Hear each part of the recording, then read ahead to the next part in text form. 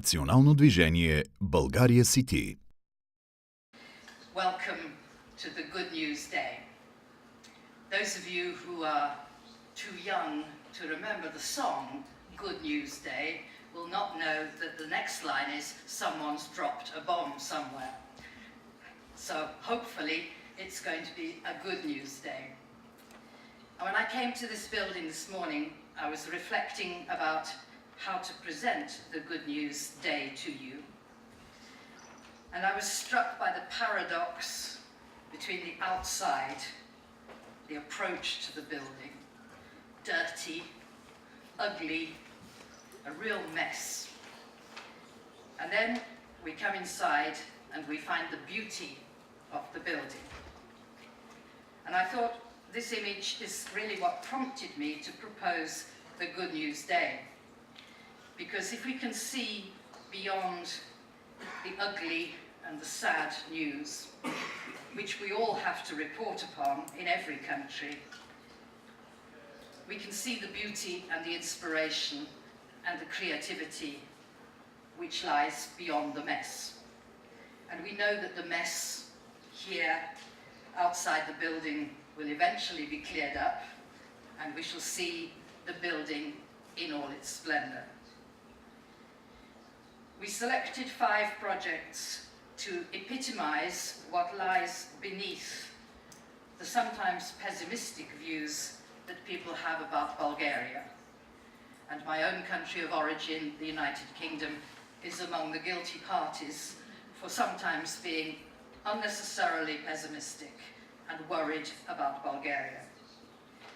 These 5 projects are not charities in the normal sense of well-intentioned foreigners collecting used clothing to give to poor people in Bulgaria, deserving though those kinds of charities are.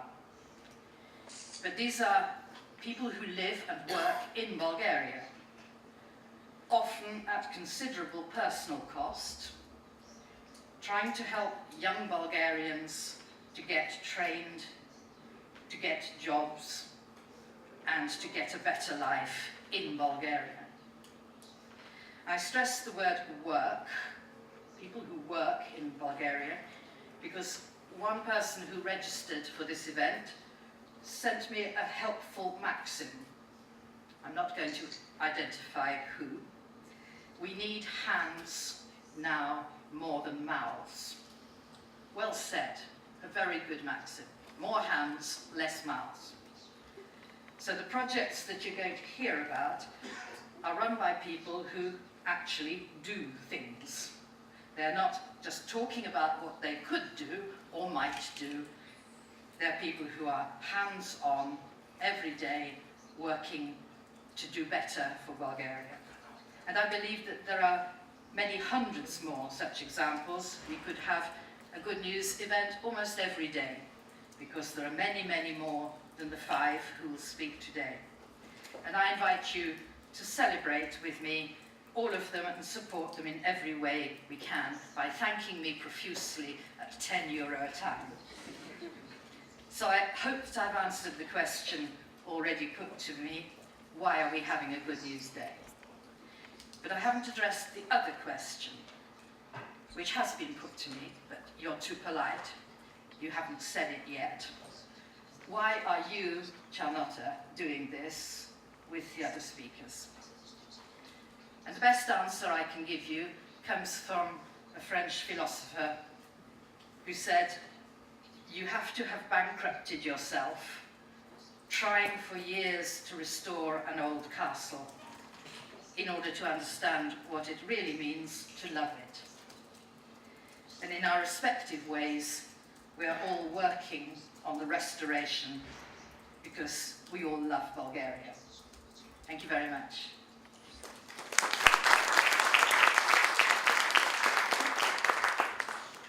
Добър ден. Good morning. Good morning, everyone. This is Чернота. You can call me a friend. We know each other for a long time. Georgi, esteemed members of the European Parliament, dear friends, скъпи приятели, скъпи българи. It is a pleasure to be here with you today, even though it's not a government event. I here just to salute, not to thank, but to salute the idea and the thrust of this undertaking. You have to say something good about the deceased one. So the priest said, will there be anyone who will say something about the deceased one? Total silence, nothing happens. The priest doesn't give up, he insists, will there be anyone who will say something about the deceased? And finally he said, come on, somebody say something. And a voice was heard from the back, and it went, his brother was worse. So, there are many ways of saying good things about a certain thing and person. I would like the news, the good news about Bulgaria to be straightforward news for achievement and accomplishment. The past 20 and now more years have not been easy for us in Bulgaria. There have been achievements, but it has been an overall difficult and complicated time in our lives. Objectively, massive work was being underdone. We had to make the transition from one system to another. We had to get used to another set of rules, another institutional home for us, the Euro-Atlantic one, and all of this against the backdrop of globalization. Not an easy time, not an easy task. Allow me to express a few personal observations and judgments about the reasons, the way I see them, that account for these difficulties to some extent, that are the root causes of these difficulties and ups and downs. First, I think we failed to carry out convincingly the reforms that we had to do. We approached the reforms somewhat as an EU or NATO requirement. And for me, it is a necessity. And once you understand the reforms as a necessity, then you're more committed to them, and you're doing that for yourself. By the way, there was a prime minister, Bulgarian prime minister, who at the very start, when we were working with Madame Чернота on these issues, there was a prime minister who said, but it was a case, I think, a bit of sour grapes. He said, we're not doing the reforms for the EU, we're doing the reforms for ourselves. But this was lost. This was lost, unfortunately. Another thing which strikes me, and it has a longer history than these past 20 years, there's a lack of self-confidence in ourselves. Lack of motivation. What Obama says, yes we can, was missing. We did not really believe that we could. Every now and then we achieve something, but we quickly forgot that we have achieved it through our own efforts. And this lack of self-appreciation, self-esteem, self-belief, I mean, when you have that, how can you expect others to show esteem for you and respect you? Others, they come to Bulgaria, they see our land, they see our people and everything, and then they leave it slightly puzzled. Why are we in such a state? Why is the news so bad? They're slightly bewildered with us. The third thing I would like to highlight is the way we speak, each one of us. I include myself in this. We tend to speak of Bulgaria and the state as if we are aliens. We have come from Mars. And suddenly there is this state which has been imposed on us, and we hate the state. It's bad. It's not doing the right things. It's not looking after us. It's getting everything basically wrong. And there we tend to obfuscate our personal responsibility and contribution as a constituent element of the state. The state is us. So instead of whinging and complaining, maybe we should have a look at ourselves. the Indonesians, they taught me a lesson many years ago when I was posted there.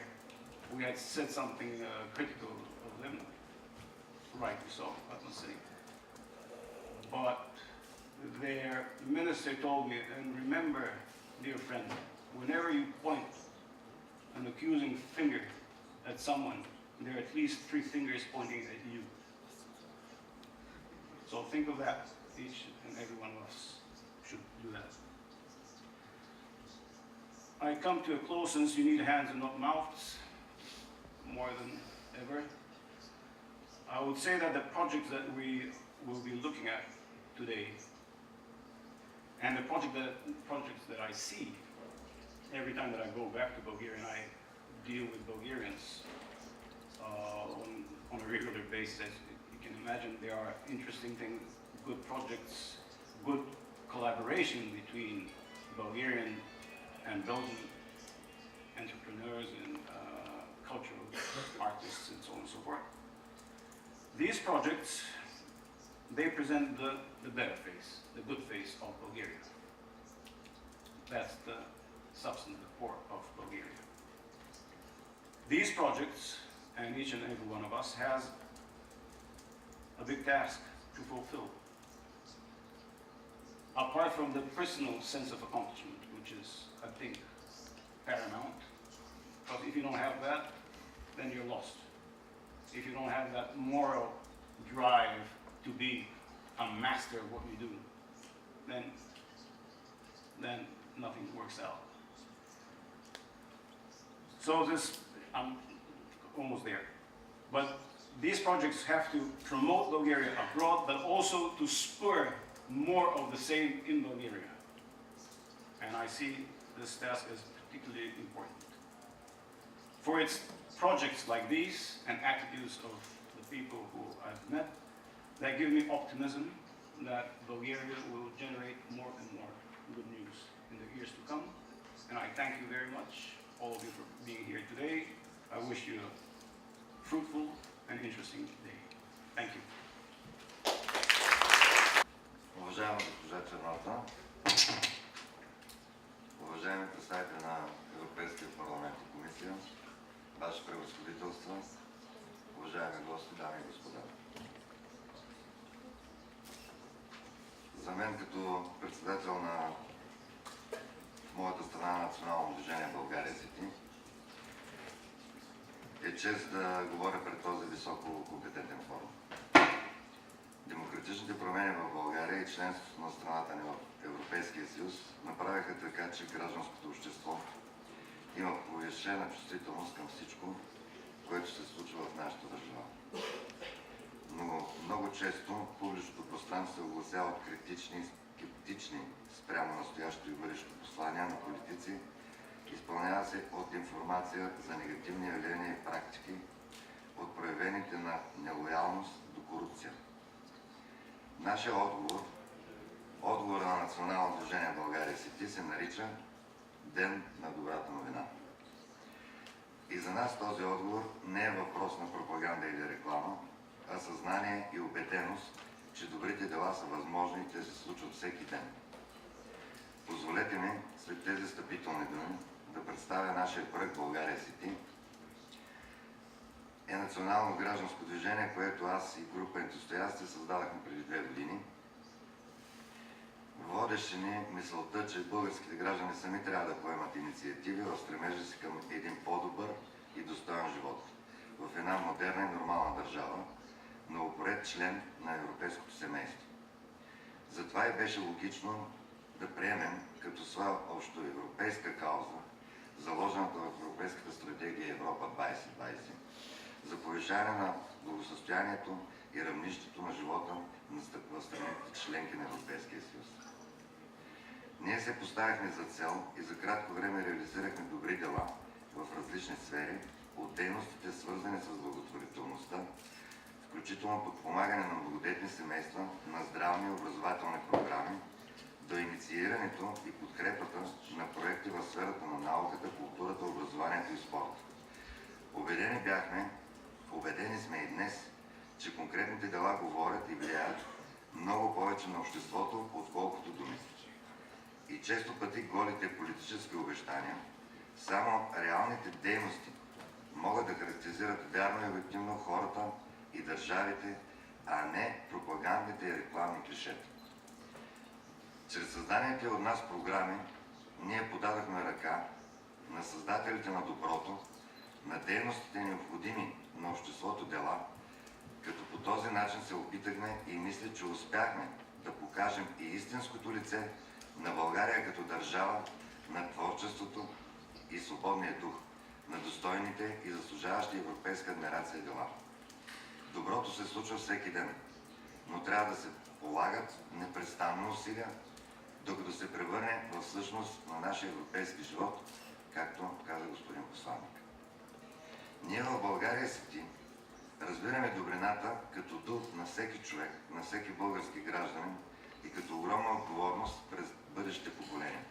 Затова и приехме да участваме в настоящия форум, разбирайки неговия смисъл, като послание към всички европейски граждани, към институциите на общата, към институциите на държавите на общността, към институциите на държавите на държавите членки в Европейския съюз. Да се обърнат с лице към добрите дела и практики, да им дадат подкрепа, да ги огласяват, афишират, защото именно тези дела създават европейската спойка на социалността и просперитета на всички европейски граждани. Проектът България Сити е достатъчно популярен у нас. В България вече го наричат силата на обикновените хора или организацията, която сбъдва мечти. Той изразява увереността ни, че единодействието на гражданите в инициирането и подкрепата на стойностите и благородни каузи на благотворителни инициативи може да ражда много добри дела. Затова и в програмите и инициативите на България Сити участват и много известни личности от сферата на образованието, културата, науката и спорта. Нашата организация обединява, а не разделя. Тя гради мостове, а не руши надежди. Още при учредяването си ние се поставяхме за цел да стимулираме младите български граждани към по-активно участие в обществения живот и изразяване на ангажираната гражданска позиция по актуални обществени проблеми. Да подпомагаме тяхното развитие и реализация в България на основата на образователни и социални програми, както и да съдействаме за намирането на по-добри управленчески решения в различни сфери на стопанския и обществения живот на страната. За кратко време дейността ни обхвана цялата страна, като особено известни и ползващи се с общо одобрение и подкрепа на нашите програми са: Програма за подкрепяне на многодетните семейства. Това е нашата програма за оказване на конкретна материална и морална помощ на многодетни български семейства. По нея се осъществяват организационни дейности и се съдейства за решаването на битови, социални и трудовоправни проблеми на българските граждани от многодетните семейства, както и на проблеми, свързани с образованието на техните деца, включително закупуване на нови домове на многодетни семейства, ремонтни дейности, осигуряване на средства за образование, транспорт, обзавеждане и много други. Програма Добрини. В рамките на тази програма организираме материално и морално стимулиране на всички дела, които заслужават публична адмирация и утвърждават основните европейски и общо хуманни ценности. Същевременно Добрини е и благотворителна програма в помощ на семейства, живеещи под социалния минимум. Тя подпомага също така и деца и възрастни в увреждания и домове за възрастни хора. Програмата интерпретира добрината като основен дълг на човека и я поставя направо в човешките и граждански права и свободи, защото гражданите, освен права, имат и задължения към своята държава и към останалите членове на обществото. Тяхното основно задължение е да създават и да творят добрина. Програма Здраве за всеки дом. Тази програма стартира преди няколко месеца и по нея вече имаме реализиран един проект за лазерна и дентална медицина, включващ безплатна диагностика и заболечение на лица и възрастни, осъществяването с най-модерна лазерна техника чрез мобилен кабинет. Първите пациенти по тази програма бяха възпитаници на дома за изоставени деца при дядо Иван. Оказва се, че този кабинет е и единствения и първия в света, както каза световно известният професор Гутне. Програмата Да бъдем европейци, но все пак българи, чрез тази програма стимулираме и подкрепяме творци на българската култура и наука, които разбират усвояването на европейския културен и духовен живот като възможност за проектиране и създаване на творчество с дълбоки корени в българската национална духовност. Програмата Образователна олимпиада – това е една възможност да стимулираме чрез формата на съзнание и съревнование между децата от различни етнически групи стремеж към овладяване на нови знания и високо образование. Тя включва участие в създаване на олимпийски принцип по учебни предмети като български, английски, немски езици, физика, химия, математика, рисуване и други. Естествено, вълненията идват, когато настъпва момент на връчване на отличията и това се прави в различни градове на страната. Движението минава около 3 града в България на месец и стимулирането не идва само на децата, а идва на самите преподаватели и на самите родители. Именно искаме да възстановим чрез тази програма връзката между родител, ученик и преподавател. Програмата реализира и етническа толерантност. Чрез тази програма стимулираме контактите между младите хора от различните религии и етноси, поддържаме активен мултикултурен диалог и възпитаваме в духа на съвременните европейски ценности. Споменатите до тук наши програми не изчерпват всички аспекти на нашата дейност, но основно е, че те се осъществяват чрез активността на членовете и симпатизантите на движението и без тяхното изискване финансова или друга материална подкрепа от държавните институции, само гражданското участие в нашите програми показва, че условията за такива дейности не са нещо, което се спуска отгоре, а инициативността на граждански морал, които реално осъществяват долу сред самите граждани. И това е особено ценен извод на едно общество като нашето, което десетилетия е било приучавано да очаква единствено отгоре от ръководните държавни институции решението на своите проблеми. Естествено, нашите решения и дейности не подменят решенията и дейности на институциите. Точно обратното. Създават онази благородна среда на разбирателство и солидарност, която след това много по-лесно би приела всяко добро и перспективно за обществото и социално решение или действие. Дължа да отбележа, че самото движение се създаде от 54 учредители от различни области на културата и така нататък. Горд съм, че днеска между нас е и председател на мотополковите, да ги нареча в България, Димо, които непрестанно помагат в благотворителните дейности и в живота на нашето движение. Няма ден, няма нощ, няма сняг. Заедно с хранителната банка нашите автобуси разнасят храна по всички райони. За разлика от другите организации, храната се занася директно в дома на бабичката, която не може да излезе с бастунчето. Ние като поемем едно семейство, не го подпомагаме еднократно да го забравим, а това семейство остава за дълго в нашето движение. Поетите семейства преди 2 години до ден днешен са при нас. Не ги подпомагаме еднократно, а ги учим как да живеят, как да върнат своето семейство, как да върнат доверието в своите деца и в институциите. Много са нещата, които за това кратко време аз не мога да ги кажа. В заключение искам още веднъж да благодаря на всички, които съдействаха за организирането на този форум и да ви уверя, че Национално движение България Сити няма да спре по средата на пътя. Ние ще продължим и ще разширяваме своята дейност с нови програми и инициативи и се надяваме, че нашите добрини новини все по-често ще стигат до сърцето на Европа. И за заключение искам да благодаря на госпожа Чернота, че благодарение на нейната идея за добрата новина в България, за всички, които вие присъствате тук, за мен има надежда и мисля, че с доброто може да победим всички разпри и всички разправи, които излизат и лоши влияния към нашата държава. Благодаря ви, госпожа Чернота. Мисля, че България има един добър приятел в вашия име. Question for you, if you agree. I mean, you have mentioned Bulgaria City both as a project and as a national movement. Well, I was told that we are not doing political promotion here. Is this a political project? No, this is not a political project. Това се е, аз както казах в началото, преди 2 години 54 човека ентусиасти, сред които са невероятно.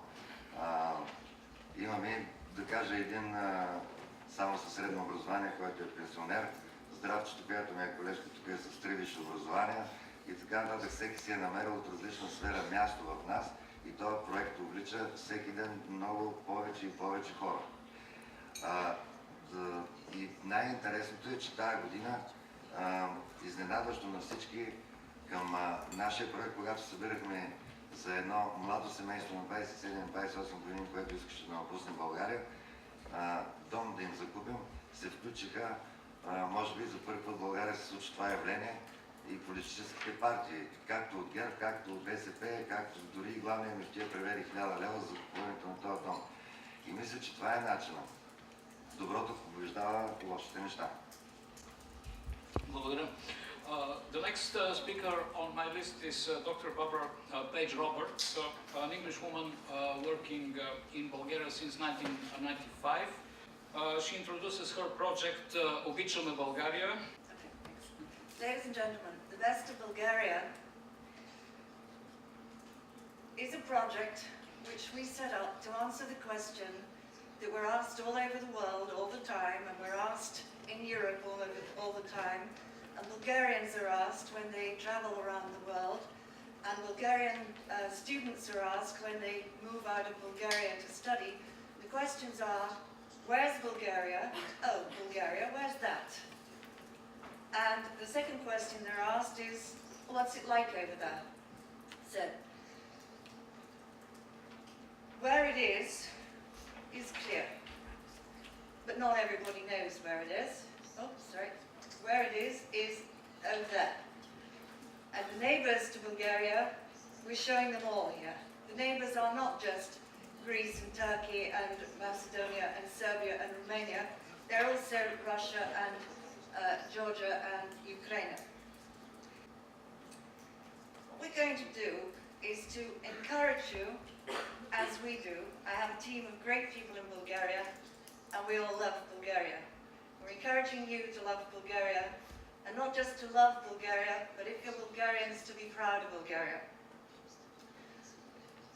We start with a series of random images of Bulgaria. Now, I think looking at that picture, you might be surprised to know that an EC economist and many journalists would describe Bulgaria as the poorest country in the European Union. And it is, if you count poor to simply mean the lowest GDP per head in the European Union. But how can you be poor when you have this richness that we live in? And if you ask an archaeologist or a historian about Bulgaria, he's not going to tell you it's the poorest country in the EU. He's going to tell you it's the richest. He's going to tell you that Bulgaria is indeed the cradle of European civilization. It all started there, guys. So let's understand what we mean by rich and poor. Now, this app is entirely about emotion. Bulgarians achieve out there in the world. Those Bulgarians who can get over the fact that they're Bulgarian and drift into negativity, those Bulgarians get out and achieve. So we have people, it's easy for people to forget sometimes that the two most impactful inventions in our lives today, not mine, are the computer and the contraceptive pill. And they were both discovered by Bulgarians, John Atanasov and Karl Gerasi. Phoenix Inspire helped the children in the know in a number of ways. English language classes, cookery classes, film club, and other activities. But I want to use this time to focus on the work of Phoenix Cafe. I was a head chef before moving into education in 1986. 10 years of my educational experience was that of head of hotel schools in Grimsby and in Norwich. Since moving to Bulgaria in July 2008, I contacted a number of organisations, offering my help, my knowledge, my skills. We train young people in the cafe in a realistic working environment, in a commercial environment. We have to be successful, because if we don't generate the income, then therefore we can't succeed and we can't keep going. Fitting is proving successful, and I'm really pleased at that. I noticed the comment of somebody else earlier on who said that you have to do it yourself and believe in what you're doing. I believe in what I'm doing. The possibilities are endless. Phoenix Cafe is just one model, but others, as I said, could be replicated. Ние имаме идеята да създадем бранд Дунав, който атрактивните ръчно изработени произведения и услуги да могат гордо да носят, тъй като те са един важен компонент от идентичността на Дунавския регион. Как Дунавският център вижда своята роля в изкуствата и занаятите? Изкуство и занаяти е едно движение, което се е зародило в края на 19 век, което всъщност е една реакция срещу масовата индустриализация. Докато представям настиления лабиринт, The Parchment Maze, вие ще видите кадри от филма National Geographic, който е базиран на моят роман. Мога да кажа с гордост, че това е една от 5 книги в цял свят, които са вдъхновили National Geographic да направя документален филм по роман. Много се вълнувам и ми личи. The Parchment Maze е също така една от многото малко български книги, които са преведени на английски, и една от изключително малкото книги в Амазон, които са интерактивни. Това, което е интересно според мен, което представя романа, е, че той освен на роман включва много факти и стотици енциклопедични бележки, които показват в исторически трилър началото на една от най-древните цивилизации в света.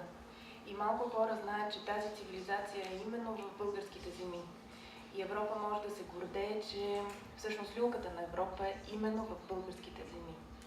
Това е удивително, малко хора го знаят и ние не го казваме. Затова аз бих се радвала повече хора да прочетат този роман. Съвсем накратко, някога си мислила, че първата цивилизация е в Египет, след което били направени нови открития и се оказва, че първата цивилизация е в Месопотамия. След което обаче бавно развиващата се българска археология открила древни глинени плочки със странна протописменост. И когато бил направен радиовъглероден анализ на тези плочки, всъщност се оказва, че те били много по-древни дори от Месопотамия. Тоест люлката на европейската цивилизация, която тръгва от България, е някъде повече от преди 8500 години. Това е поне 1000 години по-стара от Месопотамия и поне 2 до 3000 години по-стара от Египет. Как преценяваме как да наречем една култура цивилизация? Имаме всичките факти, за да наречем древната българска цивилизация. Това е първата открита до сега протописменост. Първото обработено злато в света. Аз наистина много се гордея с тези факти и затова така се вълнувам, като ги казвам. Няма по-старо злато от това, което е намерено в България. Също така първата солна индустрия, във време, когато солта е била по-важна от златото. Първият календар, който според ЮНЕСКО до ден днешен е най-точният в света. В нашите земи са направени едни от най-важните писмености в света. Първата протописменост, от която в последствие са тръгнали много други. Глаголицата, кирилицата, на която днес пишат милиони хора по света.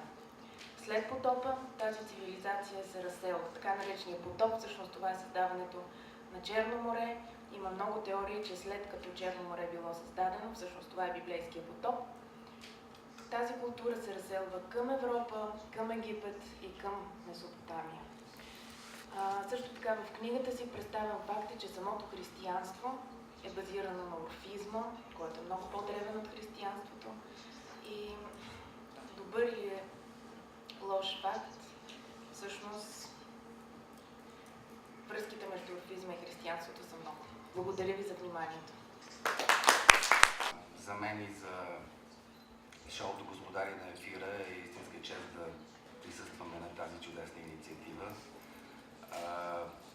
която има за цел да представи част от хубавите неща, които се произвеждат в България. Благодаря от името на продуцента господин Джуди Халваджан, който нямаше възможност да присъства лично, на България Сити, лично на господин Куцаров за високата оценка за нашето телевизионно предаване. Между другото, ние вече сме носители на една престижна награда от движението България Сити, една от многото награди, които получихме през годините, сред които е и наградата за най-добро телевизионно шоу в България. Господари на ефира започна съвсем наскоро своя 11-ти сезон, а преди няколко месеца за своята 10 годишнина. За едно телевизионно предаване това е достолетна възраст, но ние тепърва имаме амбициите да се развиваме и да постигаме нови неща. Нашето предаване е едно от най-коментираните в България, едно от най-рейтинговите, независимо, че то е кратичко, едва от 20 и няколко минути. Много трудоемко, в нашия екип работят над 80 човека. Аз лично ръководя репортерския екип на Господари на ефира. Тук може би ще видите след малко и моите момчета и момичета, които са в цялата страна. Всеки ден в нашия офис ние получаваме стотици сигнали на граждани, на наши зрители, граждани, които са се сблъсквали с бюрократичната стена, които са опитвали да решат някакъв свой проблем, но не са успявали и се обръщат към нас. Аз чета тези писма и най-често те започват така: вие сте последната ни надежда, и много често завършват с изречението: благодарим ви, че ви има. В нашите репортажи ние показваме лицето на несправедливостта, показваме измамници, шарлатани, прояви на бездушие от страна на централната или на местната власт, незаинтересованост към проблемите на обикновения човек. Най-хубавото в нашата работа, разбира се, ние не можем на всички да помогнем, нямаме този ресурс, но най-хубавото в нашата работа е, че това, с което се заемем, го довеждаме до край. Не случайно един от нашите репортерски дивизии е ние няма да оставим нещата така. Постепенно с нашето предаване от едно обикновено телевизионно предаване се превърна в институция, която успява да помогне на много хора. Разбирам, че времето ми съвсем изтича. Накрая искам само да ви кажа, че символът на нашето предаване е една златна статуетка, златния скункс, който ние връчваме на популярни хора в България, които са допуснали някакъв гаф или са изпаднали в нелепа ситуация. Не се притесняваме да я връчваме и на най-високо равнище. Носители на нашата награда са бившите премиери Иван Костов, Симеон Сакскобургготски, настоящия премиер господин Пламен Орешарски, а ако тръгнем да изброявам имената на известни политици и на бивши министри, няма да ни стигне много времето. Наскоро учредихме една нова награда, тя е за добри дела, нарича се Бялата лястовица. Даваме на хора, които извършват някакви огромни постъпки, които са за пример пред обществото.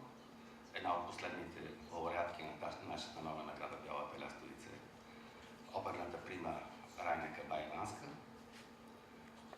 Това е накратко моето представяне на Господаря на ефира. Преди да дойда тук, погледнах в нашата фейсбук страница и приятелите на Господаря на ефира вече са 206 000 души.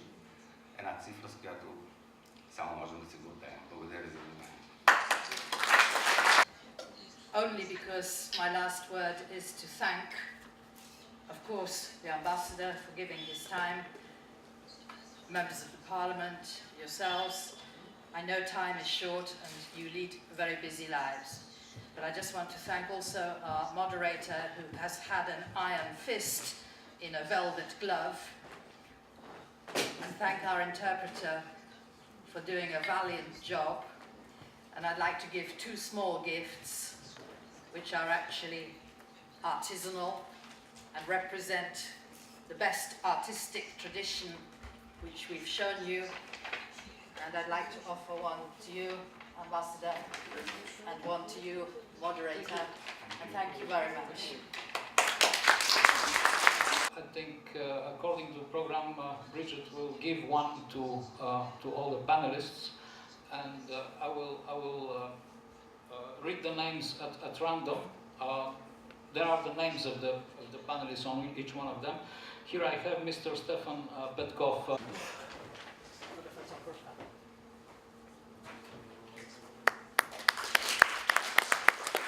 His Excellency Mr. Veselin Volkanov. It's written, His Excellency. The next one is Dr. Barbara Page Roberts. The next one will be Mr. Peter Kusel. Людмила Филипова will be the next.